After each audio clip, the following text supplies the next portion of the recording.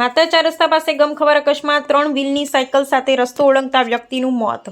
ખેડા જિલ્લાના માતર ખાતે 4 રસ્તા નજીક એક ગંભીર માર્ગ અકસ્માતની ઘટના સામે આવી છે. 3 વ્હીલની સાયકલ લઈ રસ્તો ઓળંગી રહેલા એક વ્યક્તિને પૂર ઝડપે આવતા ડમ્પરે જોરદાર ટક્કર મારી. અકસ્માત એટલો ભયાનક હતો કે ડમ્પર વ્યક્તિના માથા પરથી ફરી વળતા તેનું ઘટના સ્થળે જ મોત નીપજ્યું હતું. મૃતકની ઓળખ માતરના મોતીપુરા વિસ્તારમાં રહેતા રાયશંકભાઈ પરમાર ઉંમર 46 વર્ષ તરીકે થઈ છે. મળતી માહિતી મુજબ તેઓ 3 વ્હીલની સાયકલ લઈ રોડ ક્રોસ કરી રહ્યા હતા.